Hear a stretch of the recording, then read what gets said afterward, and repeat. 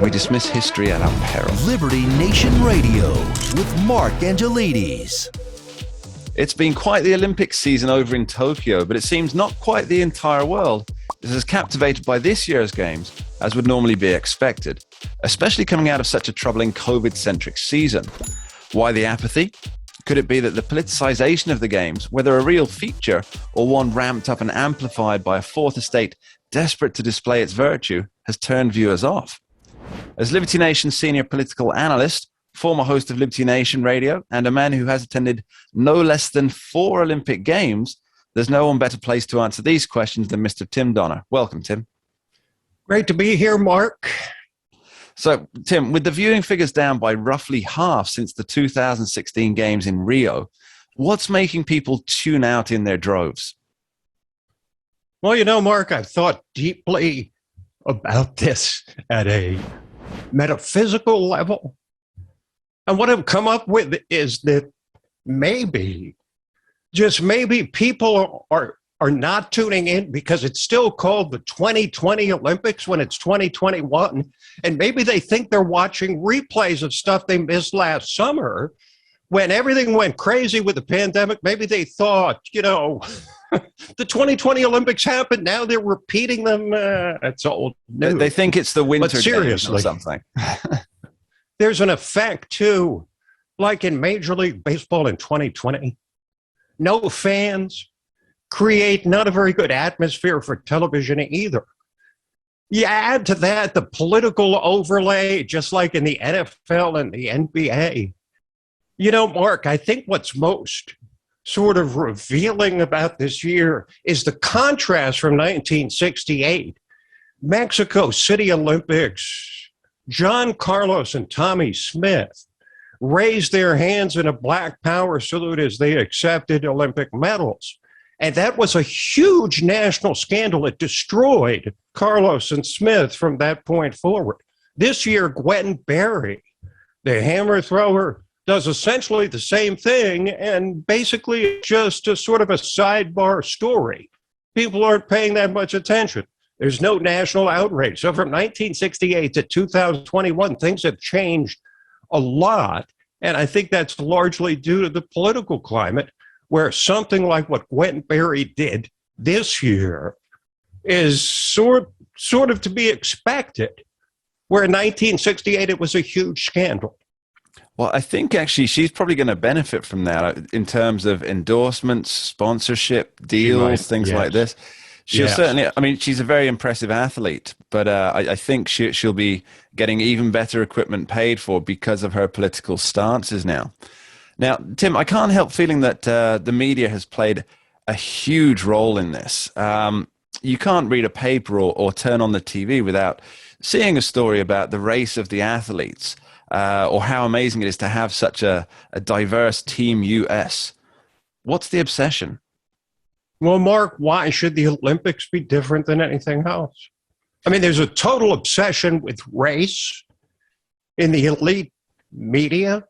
So why should the Olympics be any different? I mean, there's always victims of oppression to magnify. When there's 33 sports and about 340 total medal events, there's athletes who could overcome even the systemic racism of their native land. So there's always a diversity story to be had if that's the angle you're looking for. But I will say, in contrast, how about Tamira Mensah-Stock, who wrapped herself in the American flag after winning a gold medal in women's wrestling and talked about how awesome it was. She said she freaking loves living in the U.S. I mean, that's such a contrast to what we've seen, and I think that's what people are looking for in the Olympics and in the coverage of the Olympics, something to feel good about their country. They don't want to be reminded of everything that the elite media and the left thinks is wrong with this country. And I think, you know, look, that has to play into the ratings, which are down so dramatically. Almost certainly. I mean, of course, this isn't, as you mentioned earlier, this isn't the only Olympic Games that has had a politically charged angle. Care to give us a little history lesson, Tim? Well, you know, for years, and the expression still lives, the Russian judges say, Soviet judges, I mean, the judging for so many years during the Cold War until the collapse of the Soviet Union was so weighted, so biased, so transparent. Soviet judges would give huge scores to Soviet and Eastern European athletes and give low scores, obviously too low, to American and Western athletes. And that thing carried on for years, really, until the Soviet Union fell apart in the 1990 or 91. But you go back to 1968, we mentioned John Carlos, Tommy Smith with a Black Power salute at the Olympics. 1972, the Munich massacre.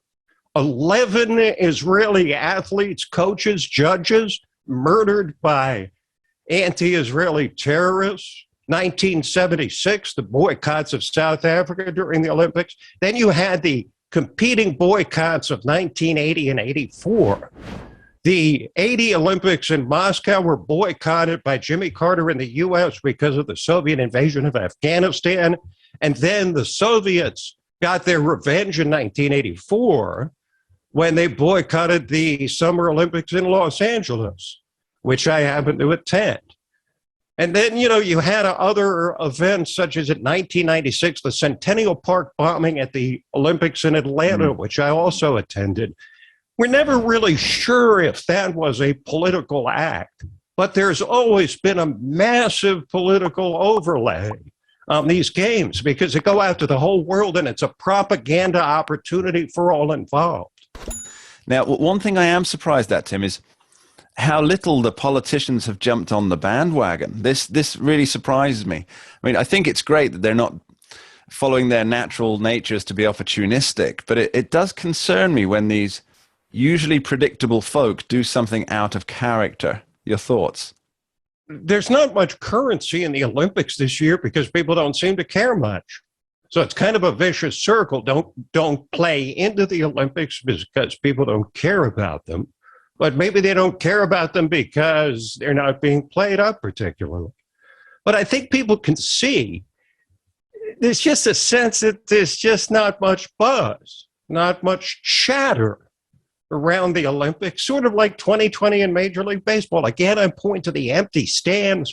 You watch these events, and they may be well contested and obviously world-class athletes, but when there's no one in the stands, it detracts from the overall sense of what you're seeing.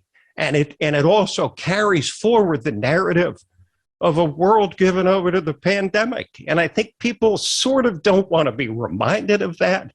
They don't want to be reminded of all of the politics of 2020, including that, what I call the summer of shame, where the left just stood by as America burned. So, there's many different reasons for it, but they all add up to a viewership that's substantially less than NBC had hoped for and probably that they expected. Yeah, I think you're right there, Tim, especially the missing crowds, because when you watch an event at home, it's almost as though the crowd in the amphitheater or in the venue or in the stadium, it's almost like they're your avatars or they're your representatives there, because you're not an athlete, you're not one of the coaches, you're not one of the media people there recording it. So you have somebody in the stadium representing you and you're cheering along with them.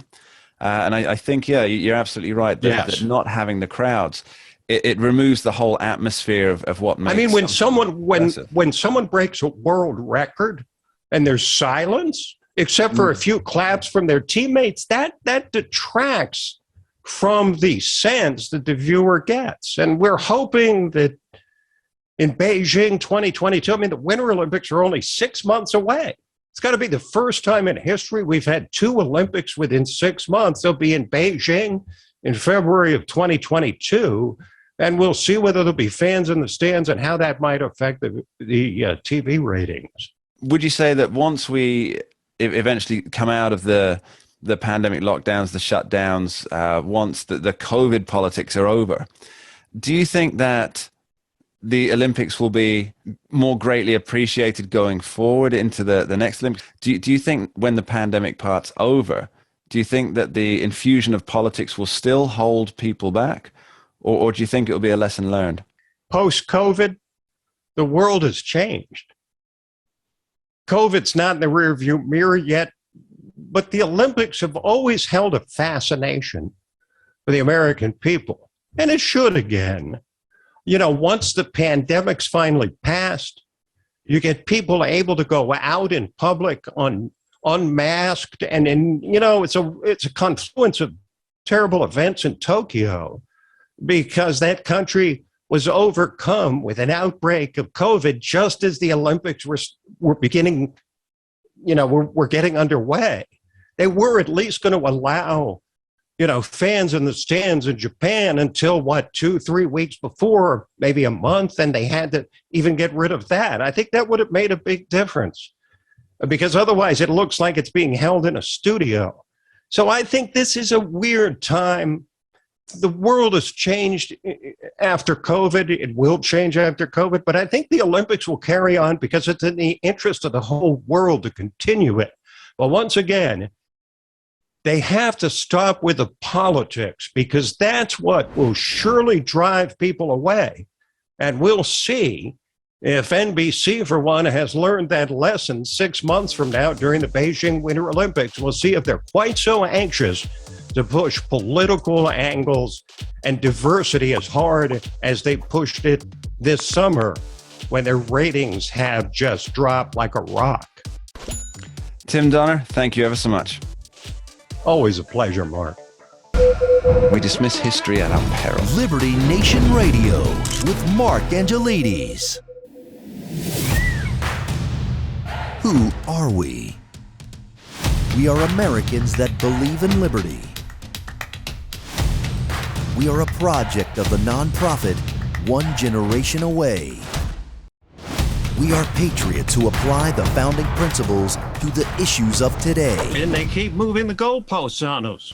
We are educators and commentators who love America and the Constitution. Who are we? We are Liberty Nation.